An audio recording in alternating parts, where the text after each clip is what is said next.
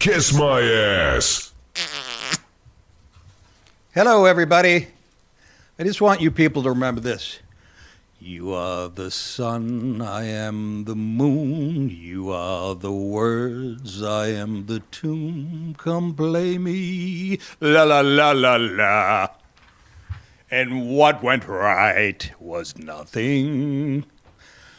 Little Neil Diamond for you people in your late 90s.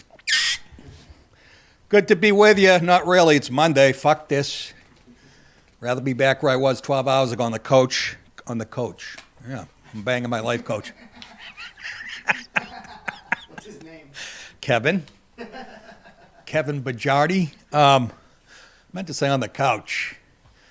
In my underwear and socks and looking over at my wife wrapped up in a blanket reading. I have beads of sweat on my forehead. And she's wrapped up like they just pulled her from the fucking mountain. like a rescue in a plane crash. I'll never understand that. I know it's been done a million times, but I'm just saying. Boy. It's enough to make me stay single again. If I thought it over, if somebody explained to me how the women are always too warm and because the minute she leaves the room, I'll put it down. The minute I leave, she puts it up.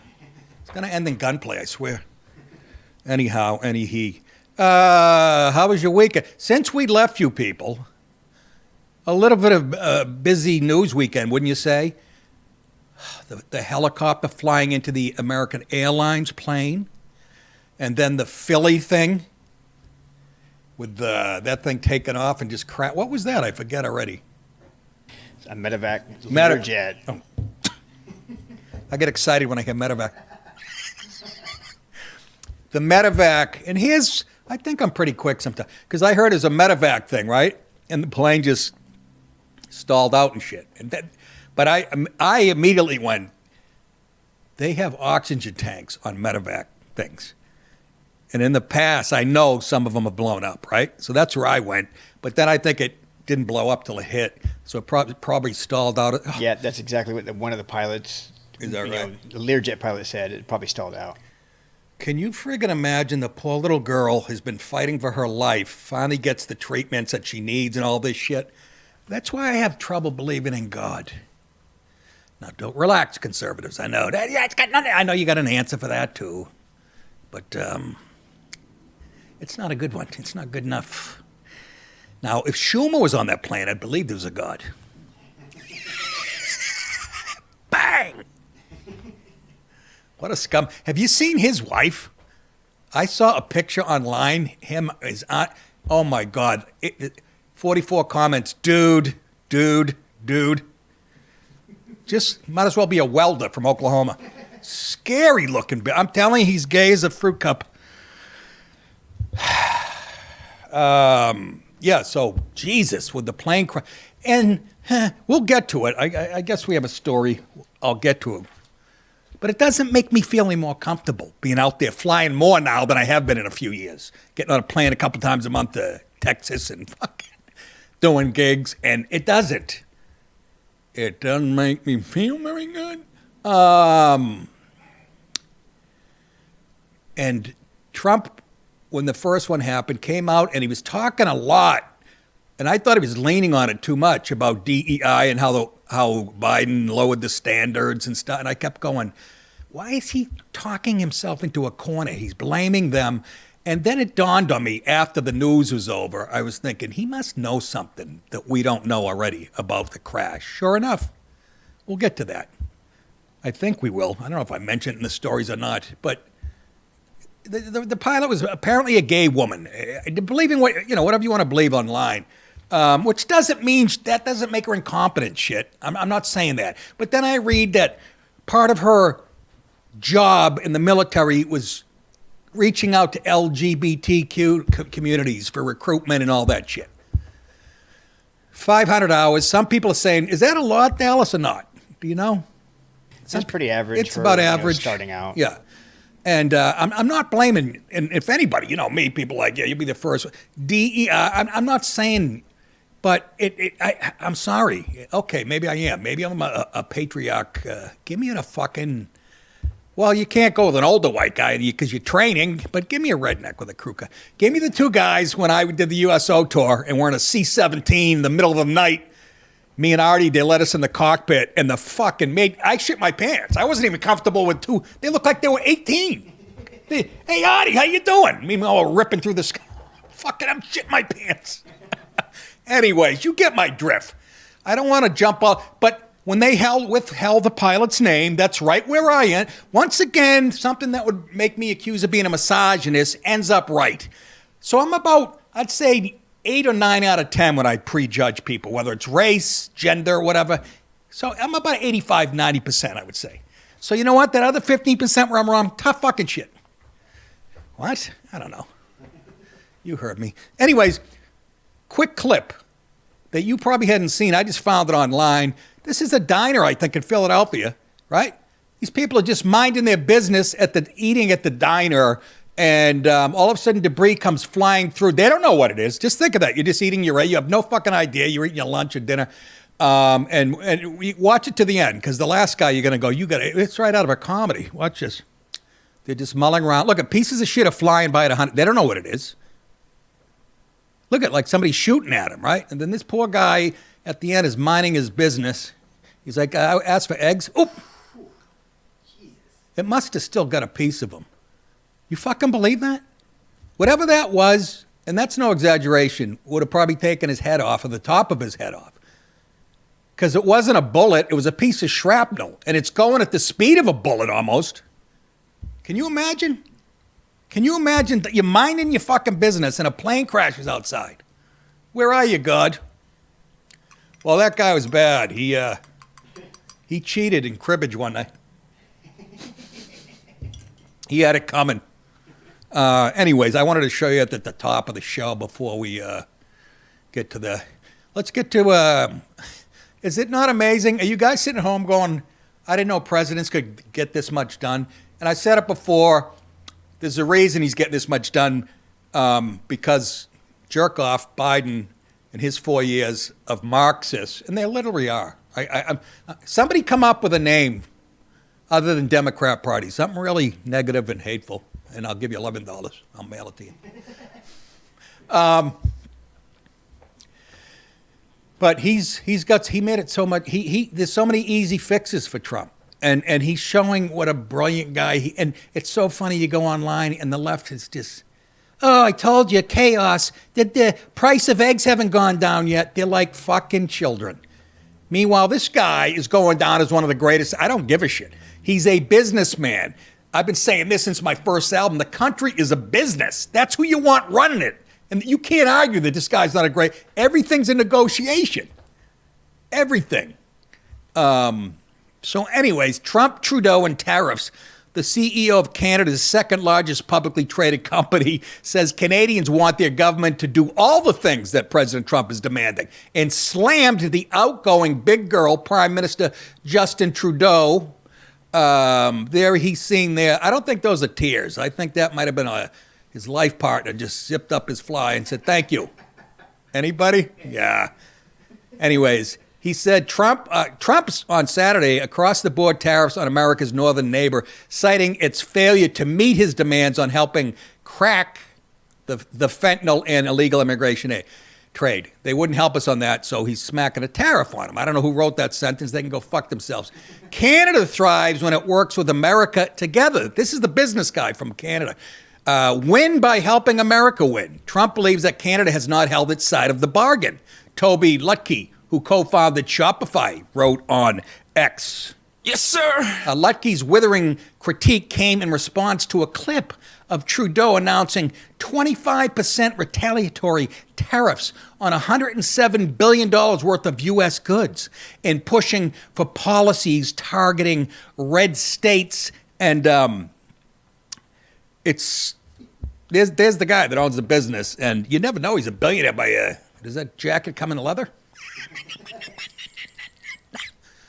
Let's take a listen to somebody. Trudeau? Yes, Trudeau. It's Trudeau. Tonight, I am announcing Canada will be responding to the U.S. trade action. Oh, no! 25% tariffs against $155 billion worth of American goods. Who said that? Who the fuck said that? I don't know, some Who's the slimy lady. little common shit twinkle-toed cocksucker down here who just signed his own death warrant? That's Trump responding. Lutke is worth an estimated $10 billion. Oh my God. And is one of Canada's richest people. Shopify, the e-commerce giant that Lutke co-founded in 2006, is worth about $150 billion. It's Canada's biggest tech company and biggest ever startup. I should have started something up. Other than my lawnmower when I was in college. What? I have no idea. And second only to the Royal Bank of Canada in size. I'm trying to burp here. Jesus. Leadership is about doing what's... Remind me never to blow my partner before the show. Leadership is about doing what's right, not what is popular. And hitting back will not lead to anything good. America will shrug it off. Canada will decline, Lutke added, about Trudeau's stupid retaliation. It's simply the wrong choice in a possibility space where much better options would have been available, the fella says. And, God, I keep forgetting what I want to fucking say. He makes a good point. Now, here's a video of a guy, right? This is a guy online who's obviously got a business mind. And he explains, I learned so much from the tariffs, from this guy, and why it's so silly, people getting upset, you know, like Trudeau about the tariffs and stuff. Here's the bottom line. Somebody pointed out that what Canada's doing and what Mexico's doing by retaliating, they're not retaliating. Trump is retaliating for them abusing us for years. We're doing the retaliating, and there's nothing wrong with it. Here's a guy, young Bob Seger. He's going to explain to you how tariffs work in this situation. Go ahead, roll it. Hey, you liberal fruitcakes. See a lot of you crying over tariffs, saying it's going to destroy the economy. Want to look at trade economics? First, a tariff is a tax imposed on a country's imported goods and services. Pause. Oh boy, is this great! If this guy isn't famous, he is now. He's doing it with tongue in cheek, how much he hates it. Fucking let it roll. The United States only imports 15% of goods and services internationally. The rest is domestic. Now, a lot of you are concerned about what's happening with Canada. You hear what he just said? The tariff, we only import 15% of, right? Is that what he said? The rest is domestic trade. Okay, so that's just a small sliver. Go ahead. Canada and Mexico. Well, you remember that 15% I talked about? Canada and Mexico only produce 5% of that. That means between both of them, they only produce 5% of the United States GDP. So guess what? This trade war is going to turn both of those places into a third world country, although Mexico already is one. Now, the reality is we don't want that. Where was this professor when I was at the University of Maine? I would have majored in fucking business. Oh, I did. Here I am behind a mic telling dick jokes. How'd it work out? Pretty good. Hit it there. Spin his But the chin. United States is tired of being taken advantage of by the countries who are refusing to pay their fair share. And we all know you guys want fair share. And tariffs are a way of achieving that. Now let's look at Canada. 20% of the GDP of Canada... Pause. I know who he's almost doing. He sounds like Will Ferrell doing Harry Carey. Hey, Canada, hot dogs. They should be the new currency. Oh, jeez. Good. The United States trade agreements. And 75% of their trade happens with the United States. Now that means if prices go up because of imported goods from Canada, Americans are going to refuse to buy them. Meaning, Canada's not going to make any money. And as we're 75% of their trade, that's going to be detrimental to their economy. And Mexico doesn't even remotely have a leg to stand on, with 40% of their GDP tied into American export. Now I know you're going to say that Canada's threatened to turn off power to Americans. Well, we'll just raise the tariff. They're not going to turn it off. Do you know why? Because Canada's utilities is $55 billion in debt, which means they can't afford to turn off the United States' power. Now you're going to say that other countries are going to stop trading with America. Well, they only make up 10% of the GDP of the United States. And we'll just pull funding from NATO, because we fund 75% of that. Which means all of them would have to cut their social services, like Canada paying reparations rather than investing in their own military. Which they didn't. They spent more money on social services than investing in their own military. The reality is tariffs are good when coupled with tax cuts for the United States. Yes, it will be inflationary. The numbers that we're seeing are about 0.5%. But coupled with the elimination of income tax, it would be negligible to the United States. So stop crying. Tariffs provide leverage, and America is going... Trump knows all that immediately. This guy took a few minutes to explain it to you. That's like a computer chip in Trump's head. He could look at it and do the math in a second. Well, they're only responsible for this much of our GDP. And their energy, have a deficit as far as utilities go. All that just computes like Tony Soprano would look at somebody who was in trouble or a friend that knew how to take advantage of them, fucking like that. It's just how business guys work. Not to mention he's surrounded by Elon Musk and fucking Vivek and everybody else. But I thought that was a nice way of putting it. I would have paid attention in college instead of staring at some girl from Lewiston, Maine's fat ass. Turns out it was a fella. What? You heard me. Hey, good time to, I don't know, plug my tours? Yeah. Go to nickdip.com for this stuff, folks. If you don't, I'll come out there and I'll tan your ass with a wooden spoon. Click on the tour button. February 20th, there'll be the Bricktown. Oh, my God. We're at 18 days. 78 days. Bricktown Comedy Club, Tulsa, Oklahoma on February 20th. The very next night, Funny Bone in St. Louis, Missouri on the 21st. And then March 13th, Hyenas, Albuquerque. Seems like a hyena would be in Albuquerque, right? April 25th, Cohoes. That's one of the oldest theaters in the country. It's about 700 seats. Filled it when I shot my special there years ago. April 25th, Cohoes Music Hall, Cohoes, New York. May 15th and 16th, Zanies, which is Chicago. People ask me. I think that might be my favorite comedy city. They laugh hard, man, and they are not offended. May 15th and 16th, Zanies, Rosemont, Illinois. So do that. If you guys want to support the show, go to the merch page on my website and pick up. We have baseball caps, we have hoodies, mugs, DiPaolo throw pillows, fake titty DiPaolo titties. Those things I heard last almost a year if you don't bite them.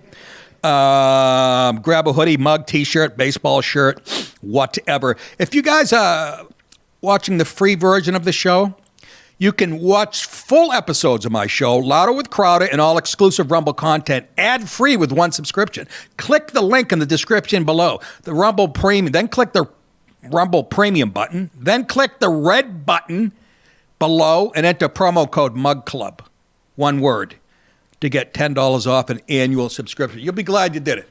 I had such a good time out in doing Crowder's fucking show. I'm telling you, it was one of the better. I don't know why. I was in the groove. He was everybody in the room was in the groove, and it was informative and it's funny, and I think it's one of the. And I'm not just saying this. The numbers prove out how good the podcast is. These guys, they have quality. They shoot shit that looks like it came out of fucking, Warner Brothers. I don't know if that's good or bad. Hi. Good night, everybody.